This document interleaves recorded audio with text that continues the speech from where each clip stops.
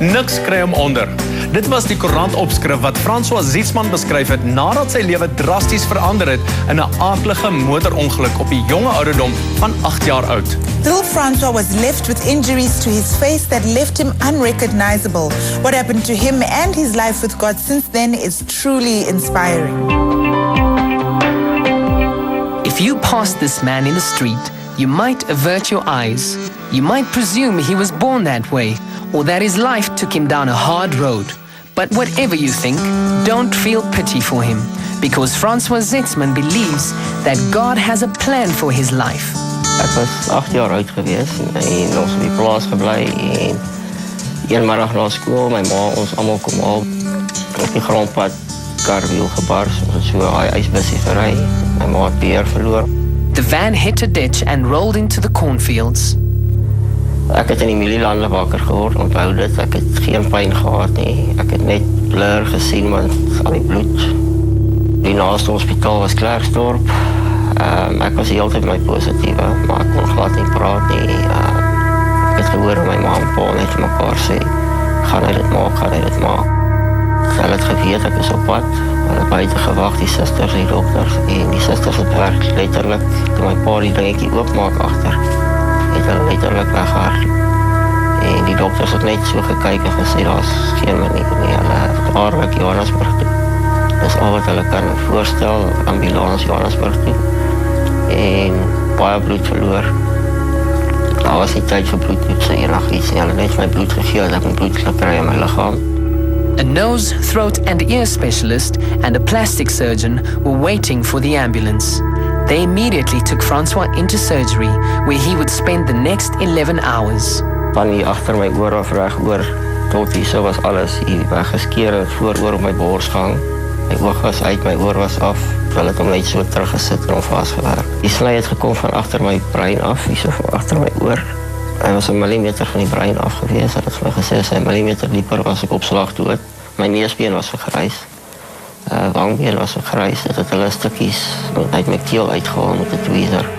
After the operation, Francois' face was very swollen. To make sure no stitching would come loose, the doctors had placed a framework over his face. Ek onthou toe ek wakker word, is het gelyk of jy basies met tronk sit en het is ek traliewerk om jou gesig. Ek weet ek was baie lank in intensiewe eenheid gewees. Ek dink 6 maande as ek reg onthou. En net so 'n rukkie na ek in die hospitaal beland het, het ek verskriklike koorsaanvalle begin kry, dat my koors oor 40 gegaan het, dat my in yssakke toegepak om my koors te breek en ek kon dit nie verstaan nie. After some tests, the doctors determined that the fever was a result of incorrect blood administered during the emergency transfusion, a move that would have repercussions throughout Francois' life. Ek eers omtrent 4-5 maande na die ongeluk het hulle eers vir my gesê, okay, ek kan in 'n spieël gaan kyk. Het hulle my gevat na 'n spieël toe, om myself te sien. En ja, dit was 'n skok. It was 1980. Francois was 8 years old and had missed 6 months of school. And even though he passed the year, he was held back. So tot en my standaard 8 was omtrent moeilik. Dan het die kinders eers rarig begin besef en verstaan. Ek was maar altyd een kant weggekruip as mense kon kuier het. Dit was my moeilik, want almal het my altyd aangestaar. Francois' trials were far from over. Hulle vermoed as gevolg van die verkeerde bloedoortapping of die skok wat my liggaam opgedoen het by die ongeluk, het ek arthritis ontwikkel daai tyd. Ek was 10 jaar oud. Maar as niks wat hulle kon doen, hulle het vir my gesê, daar's nie regtig 'n genesing daarteen nie, behalwe maar rheumatoid arthritis brand homself uit binne 6 tot 8 jaar. Maar die skade wat hy in daai tydperk aanrig sal permanent wees. In 1997, Francois went to work at Val Triangle Technicon as a computer technician. In 1998, he had a hip replacement operation, and in 2001, his right knee was replaced too. Both operations were done successfully. So 2004, toe begin ek ook weer ernstig siek word. Oornag, van daai nag kon ek nie slaap nie, baie warm gekry, my knie was baie seer. Baie geheep hier die nag, en die volgende oggend toe ek die komberse so oplig. Dis my hele lyf uitgeslaan van korse. My broer het my daai oggend toe vat hy my lokale dokter toe. Hy het toe so vinnig gekyk en gesê dit lyk na allergie. Die pyn het net erger en erger geword. So erg dat ek nie kon beweeg nie. The following day, Francois was taken to Johannesburg Hospital, where the doctors diagnosed him with an infection from the prosthetics in his leg. They needed to act quickly to save his leg, but they first needed permission from the hospital board and superintendent, as there was already a waiting list. Ek is 13 dae daar gelê toe ek opslaan, maar in daai tydperk het ek in spierspasme ingegaan as gevolg van pyn. Hulle moes my voer, hulle moes my water gee. Ek kon basies net lê op my rug. In die hospitaal, hulle kon nie eens my bed opmaak nie, hulle kon my nie was nie. Ek het almal weggejaag, hulle kon nie naby my kom nie. Hulle kon nie 'n laken op my sit nie. As net 'n laken aan my geraak het, dan het ek geskree van pyn. Nadat het my knie so 'n knoppie begin maak. En een nag het hy net stukkend gegaan van sy punt het stukkend gegaan. Daar het so 'n klein stukkie been uitgekom en veel goed begin uitloop. As time went on, the wound got worse and needed to be drained on a daily basis. Hulle het besef dis ernstig, ek sal moet geopereer word, maar toestemming kon daar nie gekry word dat ek geopereer mag word. Daai gat het al groter en groter begin word en begin afvrot basies. So in deels van die protese kon jy heeltemal sien, hy was heeltemal oop. Jy kon dwars deur my knie sien. Die een kant inkyk, ander kant uitgekyk, soos die weefsel al uitgevreet was. Francois waited for 11 months living with the infection. Een dag toe ek daar kom, vir 'n afspraak is dokter Kai daar gewees en hy het gesê nee, moet drastisch iets gedoen word. En hy het my gesê, dis onverklaarbaar. Die feit dat ek nog nie dood is 'n wonderwerk. Gewoonlik mense in daai toestand gaan binne 3-4 maande gaan hulle in 'n septic shock en hulle gaan in 'n koma en gaan dood. As gevolg van die lang pag het ek 'n heupvervanging ook gehad en die infeksie versprei van my knie na my heup ook. Hy het toen naderhand ook so 'n babbel begin maak en ook stukkend gegaan en begin uitloop, maar nie so ernstig soos die knie. The doctor said Francois should make a choice between a sitting or a standing position, because once they removed his knee, his leg would be set forever in one position. The doctor also informed Francois that he would have no chance of walking again. At this point, Francois felt anger towards God. Die Here baie beklei. Ek het gebid om dood te gaan, ek het gedink hy is nie daar nie. Ek het gevoel, hy bestaan nie, hy hoor my nie. Ek weet, as hy bestaan, weet hy nie van my nie, hy wil my nie van my weet nie. Ek het regtig useless, heeltemal in niks gevoel nie. Francois found out from the doctors that a risky operation where they could amputate his leg would give him a chance of walking again. Toe het ek die keuse gemaak en vir hulle gevra om hom afsit. Hulle het my gesê dit is 'n baie moeilike besluit. Dit is 'n groot operasie want volgens bloedtoetse en goed is daar meer as 80% van my bloedliggaam gesterf. Ek sal nie so 'n operasie kan deurmaak nie. En so opstaan as ek in die Here was, het ek tog die vrede in my hart gehad, maar dit is, ek moet dit doen. In die theater self het hy weer vir my gevra, is jy seker meneer Zietsman? Ek het hom gesê, ek is 100% seker. En ek onthou, hy het nog my hand gedruk en vir my gesê, jy is een van die sterkste mense wat ek ken, wat ek al ontmoet het. Jy het baie guts. Francois survived the operation and was in traction for 6 weeks. Eventually, he was able to return home. Na het ek so weer infeksie gekry, ek het hier so in dieselfde huis in die bed gelê. Begin pyn kry aan die onderkant van my hamstring. Ek het gedink maar met die opklim en afklim op die stoel een of ander tyd het ek dalk my hamstring getrek. So het ek vir 'n bietjie meer as 'n week gelê. So die dokter Maree van Kormet, hy het nie eens gevat of niks, net so gekyk en gesê hy het infeksie. After some more tests and the fact that 3 bowls were filled with pus from Francois' now infected leg, the doctor commented that if Francois had waited another 24 hours before coming in to be examined, he'd be dead. As vir my so iets is toeval nie. Die Here is verseker. Hy het al die pad, het hy sy hand gehad. It was this unshakable faith that would see Francois on the road to discovering his real purpose as well as saving a life. Verlede jaar, die 23ste Junie, toe kom my suster se seun daantjie in die motorfietsongeluk, baie ernstig. Daar's 'n ou oom wat van voor af gekom het, hy wou daar afgedraai het. En hy sê die son het hom verblind, hy kom hy glad nie gesien het nie. Toe hy soos net voor my ingedraai, hoe meer hy voor my ingedraai het, hoe meer het ek van die pad af teruggaan. Tot ek in die geelstreep was, toe kon ek nie meer uitswaai nie. Ek op 4 plekke gebreek, 5 ribbes gebreek, knie, pelvis. Ja, toe kom die ambulans aan en toe ek vereniging toe. Hulle my arm geamputeer het in vereniging en toe sê my ma nee, sy wil nie dit moet gebeur nie. Sy vir my mamma op park toe vat en kyk dalk kan hulle my dalk daar help. Die 25 Junie toe hy op asemhaal, veral meer as 'n halfuur, was al blou gewees, wat hulle 4-5 dokters ongestaan het om hom weer by kry. En ek onthou my swaar daai aand nog gebel en gesê hulle moet bid. Daai kies het ophou asemhaal. En ek het daar begin en ek het net besef ek hier moet nou gebid word en ek het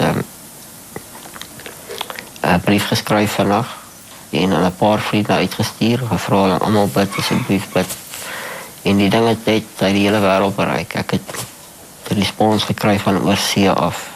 Almal wat wil weet hoe dit gaan met daai bemoedigende boodskappe. Elke week het ek updates uitgestuur oor hoe dit vorder en hoe dit gaan met hom. Ek dink dit is die gebeure wat my het waar ek is vandag. Ek het in die hospitaal daarso het ek my hart vir die Here gegee. En dit is wat die Here my gepraat en gesê het, maar die nood is groot daar buite en in gebed, die krag in gebed het ek begin 'n website stig om hierdie dinge makliker te maak. Dit is maar net 'n droom wat ek net gehad het om 'n prayer ministry te begin en om mense te kry om saam te bid, jy weet, en dat mense mekaar kan help en bemoedig en bid vir mekaar. En die krag van gebed het ons gesien in my eie lewe. Ek is deur dit gebid, verseker. Francois called his online prayer ministry My Prayer. Up to date, it has reached 44 countries worldwide and has had more than 60,000 hits. According to man in the street, we'd assume the worst. If we got to know him a little better, we'd soon realize Francois Zietsman is no victim. He's an example of what can be done with the life that has been submitted to God, no matter what the circumstances. Daar is soveel mense in die lewe wat maklik opgee, wat nie eers deur sulke situasies gaan nie.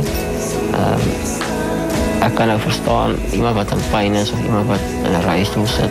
Ek verstaan die situasie, maar as mense wat nie eens in daai tipe van situasies is nie, wat al opgee in die lewe en wat voel die hele idee het hulle verlaat, jy weet, en hy hoor nie hulle gebeure nie. Maar ek kan regtig bevestig dat die Here is amazing. Hy hoor elke gebed en hy weet van alles. En hy sit ons juist deur sekere situasies in ons lewe, trials. Juist om ons voor te berei, om ons sterker en beter mense te maak, om ons gees te sterker te maak en nader aan hom te bring. Ten spyte van 'n string uitdagings, telkens gekies het om aan die een vas te hou wat hom nooit sal verlaat of in die steek sal laat nie.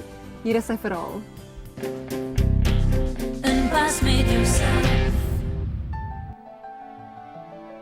Francois was 'n doodgewone plaasseun, vol energie en drome vir die toekoms. Maar toe hy 8 jaar oud was, het alles verander as gevolg van 'n verskriklike motorongeluk. Weet jy, daar het my lewe heeltemal verander. Ek meen, my hele gesig was vergrys gewees en ek was altyd so omtrent amper 'n jaar in die hospitaal gewees, maar dit was nie al een nie. Ek was so 6 maande, toe ek huis toe vir 'n rukkie en toe ek weer 6 maande in die hospitaal toe. So daar het mens begin om op geloof te werk en te leef en ek dink die gebeure en goeders van my maale en my die familie en al daai goed, want dit is al wat my leer gedra het. Want tot vandag toe nog sê die dokters dit is 'n wonderwerk dat ek geleef het, jy weet, so hoe ek daar uitgekom het, verstaan hulle nou nog nie. Maar ja, dit is alles wat bydra tot 'n mens se geloof en hoe mense die pad aan stap, jy weet, dis al waar jy kan gaan is om te vertrou, jy weet, want daar is nie regtig 'n lewe uit daar buite nie. En jy moet maar basies vertrou en glo. Veral as jou lewe so omgedraai het, dan moet jy net op geloof en vertroue werk. As ek kyk na Francois in sy lewe van 'n ou klein seentjie af en wat alles met hom gebeur het, dan kry mens regtig daai gevoel van die dice het verkeerd geval. Maar wat maak jy met die dice? En ek dink dit is waar Francois vir ons hierdie ontsettende voorbeeld is van wat maak hy met sy omstandigheid. Ek het arthritis gekry net na die ongeluk. Toe het my gewrigte begin ingee. 97 het ek die heupvervanging gehad, 2001 die knievervanging gekry en 2004 toe raak hy septies. Jy weet, en ek het 11 maande met die septiese knie geloop voordat hulle iets gedoen het in Johannesburg, want ek kon nie toestemming kry om geopereer te word nie. En toe is ek bietjie te laat om my knie te red en toe moes hulle my been eintlik, hulle wou hom oorspronklik styf maak. Hulle het my gevra sit en nog staan in 'n posisie, maar ek het toe vir hulle gevra om eers afsit. want dit is beter vorentoe as om met 'n stywe been te wees. En ja, daar het ek my been verloor as gevolg van 'n infeksie. Ag, daar was daar wat hy by ons huis gelê het in die bed en ongelooflik moedeloos was en ook maar vir die Here vrae gevra het. Hoekom het dit hom gebeur? Hoekom moet hy lewe? Want wat is die doel van sy lewe? En nou op hierdie laat ouderdom besef ons nou eers wat is die doel van sy lewe om soveel mense te inspireer. Weet jy, in die begin was dit verskriklik moeilik. Ek moet eerlik wees, ek het nagte deur gehuil en dit was verskriklik moeilik. Ek was baie pyn gewees. Ek was seker omtrent in die eerste jaar. Het was moeilik om te aanvaar en om gewoon te raak aan jou situasie en jou omstandighede, want alles verander. Jy weet, en ek het 'n besige lewe gehad. Ek was gewoond om in die kar te klim en te ry. As ek ergens heen wil gaan om my eie werk te gaan doen, sulke goeders wat alles nou net heeltemal net gestop het. Jy kan dit nie meer doen nie, jy sit in 'n stoel. Jy kan basies nergens heen gaan nie. Jy is alleen by die huis elke dag, heel dag, jy weet, jy kan nie, want ek het al op 'n manual stoel gewerk. So ja, dit was my verskriklike aanpassing in die begin, maar 'n mens deur geloof en deur gebed en goed, mens kom daardeur. En die Here se genade bring 'n mens tog daar waar jy voel, okay, jy begin vrede kry oor jou situasie en jy weet daar's 'n beter plan met alles. Alles gebeur met 'n doel. Ek het altyd geweet dat dit lei na 'n plan toe. Hoe en wat weet ek nie. Want toe het hy nou 'n hele ministerie aan die gang gesit met hierdie e-mails en 'n geweldige reaksie gekry van dwars oor die wêreld. En toe het ek geweet, weet jy, die Here het regtig 'n plan met sy lewe gehad in die opsig dat hy hom wil gebruik om ander mense op te lig en te bemoedig en te laat verstaan dat die Here is in beheer. Al is die omstandighede hoe sleg, die Here is nog altyd in beheer. En dit is hierdie tipe geloof wat Francois en sy gesin deur donker dae gedra het. Vandag kan vele mense getuig hoe Francois se lewe en sy geloof hulle geraak het. Ek myself het partymal ook maar met persoonlike struggles gehad, niks naaste my soos dit Francois deur moes gaan nie. En baie male het 'n ou, weet as 'n ou nou so sit en dink jy myself, jy kla oor dinge wat eintlik nie onnodig is. En dan dink jy aan iemand soos Francois. En dan besef jy maar luister hoeveel jy voor hom dankbaar te wees. Ek het Francois nog nooit eens gegroet, nie oor die foon, nie persoonlik, en daar's nie 'n glimlag op sy gesig nie. Hy is altyd vir my 'n motivering. Francois gee ons moed om aan te gaan, want hy is vir my 'n toonbeeld van moed. Hy is vir my, as ek dit so kan stel, hy is vir my 'n man na God se hart. Ek weet met die Here sal ek daar kom en hy sal alles in plek sit en alles sal werk soos dit moet wees. En pas met jouself.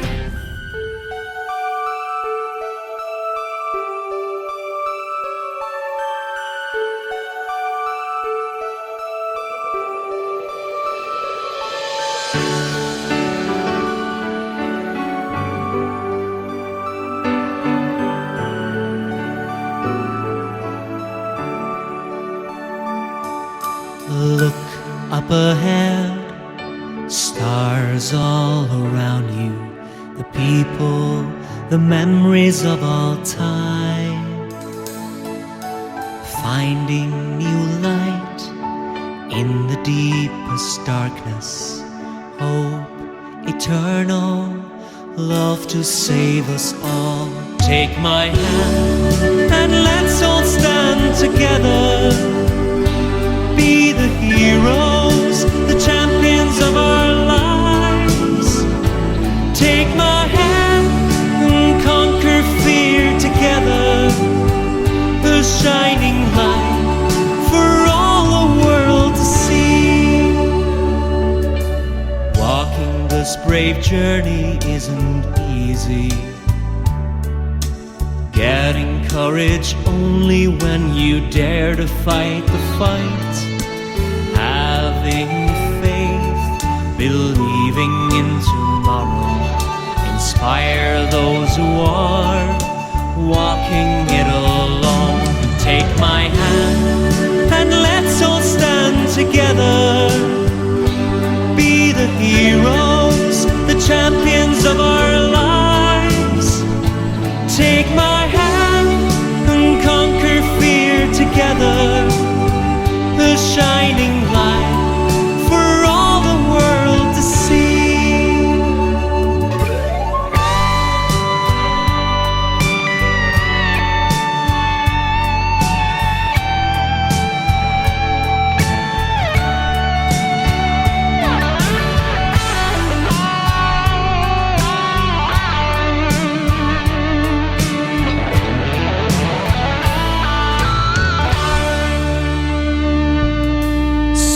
celebrating life, living for the moment, caring for each other, believing in ourselves, building on the ones who came before us, passing on the flame for generations yet to come. Take my hand and let's all stand together, be the heroes, the champions of our